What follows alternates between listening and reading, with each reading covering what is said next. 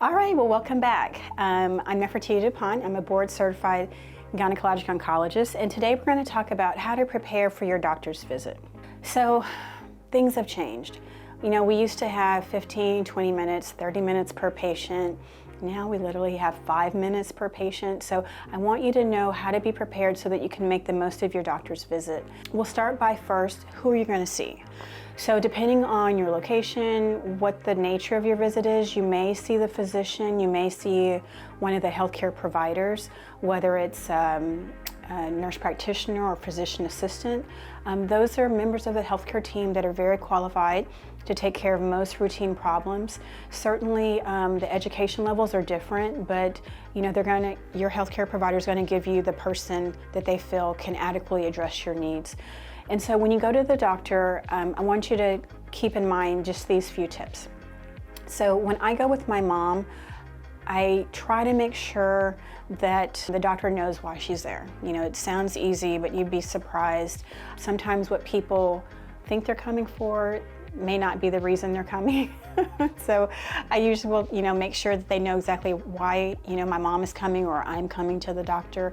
And then I usually try to tell patients to write down your questions. So do it ahead of time so that you don't forget anything. So if there's something that's really important to you that you really want to ask the doctor, just write it down, bring a list with you, whether you put it on your cell phone or write it on a piece of paper. That will definitely help your office visit go more smoothly. The second thing that I usually will do is make sure I have a current list of my medications. I don't really take a lot of medicines, but like when I go with my mom, she has quite a bit more than I do, and so I make sure that, you know, her new doctor, whether it's her primary doctor or a specialist, knows exactly what she's taking. And then we also try to update her patient portal, because a lot of times your medicines will be in there and some of your health issues will be in there. So if there's anything that's not correct, definitely let your provider know. And then the other thing that I think is important is if you've gone to the urgent care or the emergency room, make sure that your provider at the time of your visit knows that, because sometimes that's really good information for us to know if you were sick over the weekend or, you know, a month ago, you know, you had to get, you know, imaging for some reason. You know, that is helpful for us to know. So definitely, you know, if you can tell us where you went, whether it's, you know, emergency room or urgent care, and then when you went, and then what was the reason, and then did you get better? You know, were those symptoms that took you to the ER or urgent care, were they addressed adequately?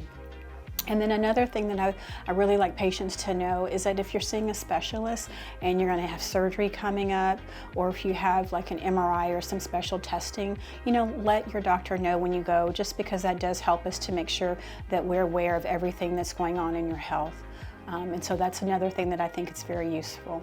Those are the most common tips. And then I also try to make sure patients, especially older patients, know to bring someone. I always tell them it's good to have an extra set of ears. So whether it's a friend or a child or spouse, sometimes it's just good to bring someone else just to hear what the doctor's saying, because a lot of times I find I may say something and the patient may have heard it differently, or maybe didn't hear it or didn't understand. So sometimes if you bring someone else, they may be more quick to ask questions, or maybe quick to just say, you know, let me make sure I understand this correctly.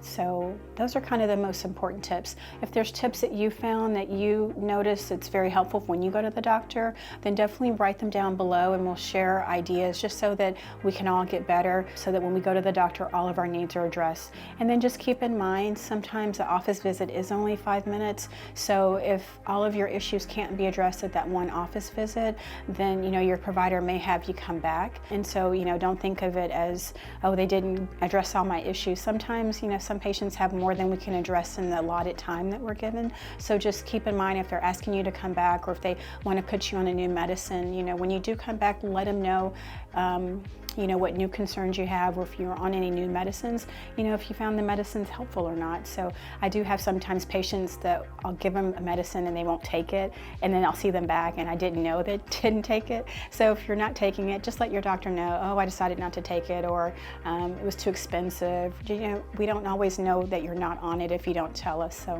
So those are kind of tips that I have to share with you about how to make your doctor's visit the most efficient that it can be and the most productive. So if you have any questions, just leave them in the comments below, and I'll see you next time. Don't forget to like, subscribe, and press the notification bell. Thanks for watching.